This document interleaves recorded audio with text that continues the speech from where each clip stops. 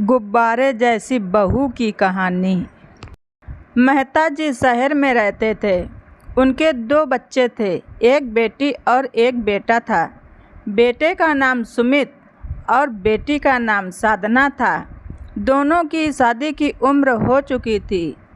मेहता जी ने पहले बेटी की और बाद में बेटे की शादी कर दी।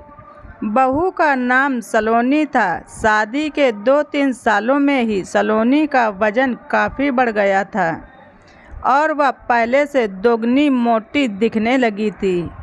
इस मोटापे की वजह से सलोनी को लोगों के ताने सुनने पड़ते थे। पड़ोसी भी उसे मोटी भैंस कहने में नहीं हिचकिचाते थे। कोई मोटी भैंस कहता तो कोई उसे गुब्बारा कहता। कैसे दिन पर दिन फैलती जा रही है, देखो जरा भी शर्म नहीं आती। और सुमित को देखो, बेचारा सूखा जा रहा है। और यह देखो खा खा कर कैसे मोटी हो रही है। कुछ इस तरह की बातें अक्सर सलोनी के कानों पर पड़ ही जाती थीं।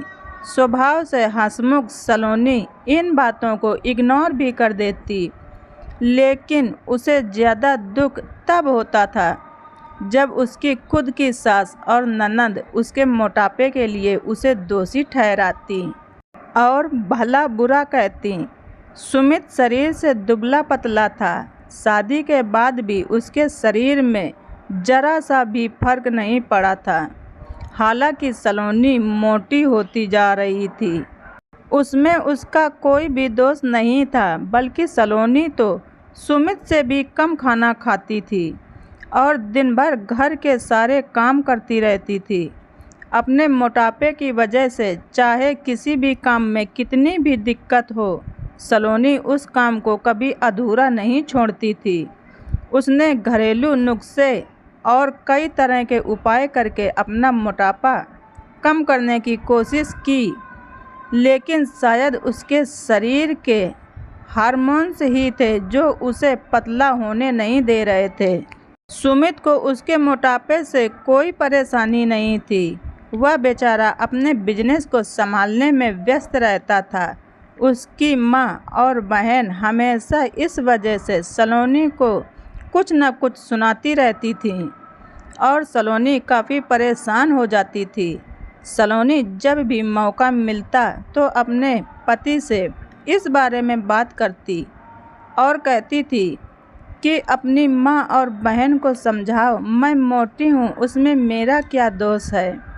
पूरी दुनिया मुझे कुछ भी कहे, मुझे कोई फ़र्क नहीं पड़ता, लेकिन जब मेरे अपने ही मुझे भला बुरा कहते हैं तो मुझे बुरा लगता है, दुख होता है। सुमित ने कहा, कोई बात नहीं, मैं माँ से बात करूँगा। ऐसे ही दिन बीतते गए। एक दिन सलोनी की सास ताज़ी हवा लेने के लिए जब टेरेस पर गई हुई थी, तब वापस लौटते समय उनका पैर फिसला और वह सीढ़ियों से नीचे गिर गईं। भाग्य से वह बच तो गईं, लेकिन उनके पैर में फ्रैक्चर हो गया। उनका अब एक जगह से दूसरी जगह जाने में भी काफ़ी दिक्कत होने लगी थी। बिना किसी के सहारे के वह एक जगह से दूसरी जगह नहीं जा पा रही थी। जिस मोटी बहू को वह रोज़ाना ताने मारती थी, आज वही बहू उनका हर काम कर रही थी और उन्हें एक जगह से दूसरी जगह ले जा रही थी। उनका खुद का वजन भी काफ़ी था, जो अकेले बेटे सुमित के लिए भी उठा पाना संभव नहीं था। सलोनी को इतनी सेवा करता हुआ देखकर एक दिन सास सोचने लगी, यदि मेरी बहू इतनी हष्ट-पुष्ट न होती तो आज उनका क्या होता। सलोनी की सास को बहू के साथ किए हुए अपने बुरे बर्ताव के लिए पछतावा होने लगा। उन्होंने एक दिन मौका देखकर इस बात के लिए सलोनी से हाथ जोड़कर माफ़ी मांगी। सलोनी ने कहा, अरे माँ जी, आप माफ़ी क्यों मांग रही हैं? आप मुझे समझने लगीं, मेरे लिए इतना ही बहुत है। उस दिन के बाद सलोनी के साथ मैं कभी भी उसे उसकी मोटापे की वजह से एक शब्द भी नहीं बोला, बल्कि वो उन लोगों से भी लड़ जाती थी जो सलोनी को मोटी कहकर उसकी बुराई करते थे। सलोनी की ननद भी इस घटना के बाद उसे इस विषय पर कुछ भी न कह सकी। खुश मिजाज सलोनी अब पहले की तरह ही सब कुछ भुलाकर खुश रहने लगी और अपने परिवार के साथ खुश थी। दोस्तों, ये कहानी आप सबको अच्छी लगे तो कमेंट करके ज़रूर बताएं। अपने दोस्तों को भी शेयर करें। धन्यवाद। ऋचा वॉइस।